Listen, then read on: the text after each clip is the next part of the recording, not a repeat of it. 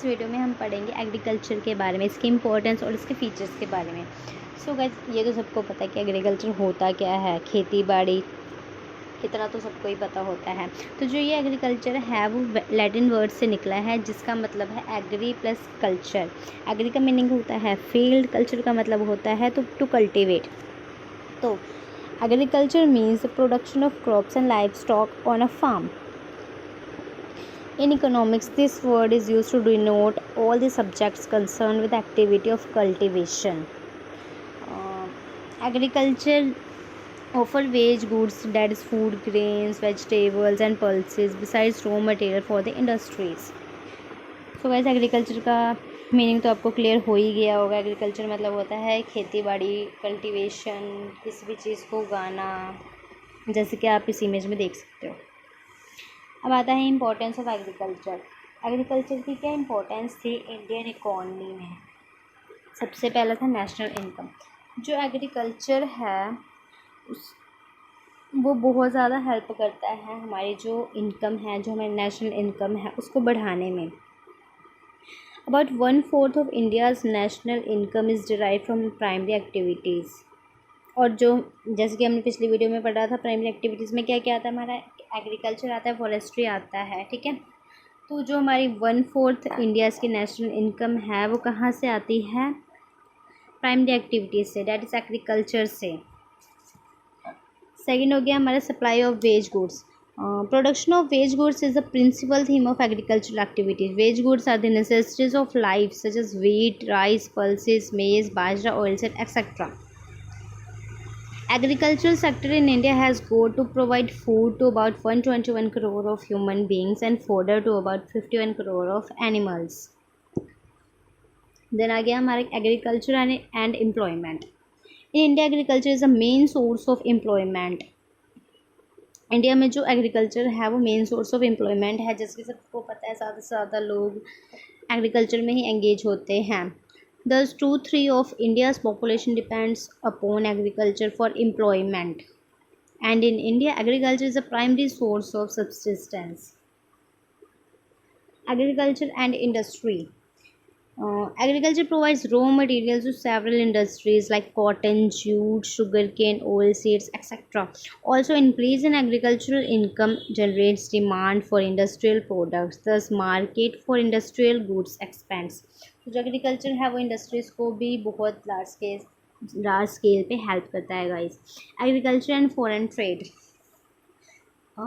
Agriculture occupies an important place in India's foreign trade. Contribution of agricultural products in the total export of India is very large. जैसे कि हमारा India काफ़ी सारी चीज़ों को exports करता है, like T, jute, cashew nuts, tobacco, coffee, spices etcetera बाहर की कंट्रीज़ को। तो ऐसे ही एग्रीकल्चर जो है वो फॉरेन ट्रेड में भी बहुत ज़्यादा हेल्प करता है। वैसे ही जो हमारा एग्रीकल्चर है वो ट्रांसपोर्टेशन में भी हेल्प करता है, जैसे कि ट्रांसपोर्ट में ज़्यादा से ज़्यादा जो चीज़ें हैं वो एग्रीकल्चर की डिस्ट्रीब्यूट होती है एक जगह से दूसरी जगह। तो जो मेन सोर्स ऑफ इनकम है ट्रांसपोर्ट का वो रेलवे है, ट्रक है, बुलोकार्ट जैसे कि हमारी बैलगाड़ी वगैरह होगी, ठीक है। तो ये सारी चीज़ें सबसे ज़्यादा क्या डिस्ट्रीब्यूट करती थी? एग्रीकल्चर प्रोडक्ट्स एक जगह से दूसरी जगह पे। सो गाइस, अब हम पढ़ते हैं इसके फीचर्स। इंडियन एग्रीकल्चर के फीचर्स पढ़ेंगे अब हम। पहला फीचर है इसका लो प्रोडक्टिविटी। प्रोडक्टिविटी क्या होता है? Productivity means output per hectare of land. तो it is extremely low in India compare to advanced nations in the world. जो प्रोडक्टिविटी थी हमारी इंडिया की वो बहुत ज़्यादा कम थी दूसरे कंट्रीज़ के मुकाबले। सेकंड है हमारा डिस्गाइज्ड अनएम्प्लॉयमेंट। ये एक तरह के अनएम्प्लॉयमेंट है जिसमें क्या होता है, जहाँ मतलब ये ज़्यादातर फैमिलीज़ में देखा जाता है जहाँ पे बहुत ज़्यादा बंदे होते हैं एक फैमिली में ही।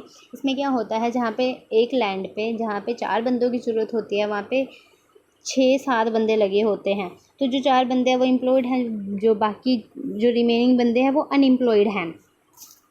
तो ये डिस्गाइज्ड अनएम्प्लॉयमेंट की सिचुएशन होती है जहाँ पे नीड होती है कम लोगों की, जैसे कि 4 लोगों की, और आते हैं मतलब ज़्यादा लोग काम कर रहे होते हैं एक ही लैंड पे, क्योंकि उनके पास कोई दूसरा काम नहीं होता।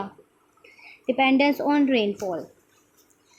Agriculture in India is heavily dependent on rainfall. It is therefore uncertain. Good rainfall means good crop and bad rainfall means bad crop. जो पहले की इंडियन इकोनॉमी थी, हमारे जो एग्रीकल्चर था, इंडियन एग्रीकल्चर, वो ज़्यादा से ज़्यादा रेनफॉल के ऊपर डिपेंड होता था पानी के लिए, क्योंकि क्रॉप्स को पानी चाहिए अच्छे से ग्रो करने के लिए। तो पहले के जो फार्मर्स होते थे वो ज़्यादा से ज़्यादा रेनफॉल के ऊपर ही डिपेंड होते थे कि जब बारिश होगी तब उनकी फसलों को पानी मिलेगा, तब वो अच्छे से ग्रो करेंगे। बट अब तो इरिगेशन फैसिलिटीज़ आ गई है, बट उस टाइम पे ऐसा कुछ नहीं था। ट्रेडिशनल आउटपुट्स, उस टाइम पे जो लोग हैं वो ट्रेडिशनल आउटपुट को यूज़ करते थे। Modern inputs like chemical fertiliser, insecticides and pesticides are not use. उस टाइम पे ऐसी मॉडर्न इनपुट्स को यूज़ नहीं किया जाता था, और उस टाइम पे काउ डंग को यूज़ किया जाता एज अ मैन्योर। उसके बाद आ गया हमारा बैकवर्ड टेक्नोलॉजी। पहले जो है, पहले के टाइम पे क्या है, जो खेती बाड़ी होती थी वो बैलों के द्वारा होती थी। बैलों के पीछे वो हल टाइप सा लगा के उससे जुताई करते थे खेतों की। बट अब क्या ट्रैक्टर्स वगैरह आ गए हैं। पहले तो ये फर्टिलाइज़र्स वगैरह भी नहीं ज़्यादा यूज़ होते थे, मिलते ही नहीं थे पहले तो ज़्यादा। अब आने लगे हैं फर्टिलाइज़र वगैरह। तो पहले जो है वो बैकवर्ड टेक्नोलॉजीज़ का यूज़ किया जाता था। एज अ रिज़ल्ट हमारी जो प्रोडक्टिविटी थी वो भी कम आती थी।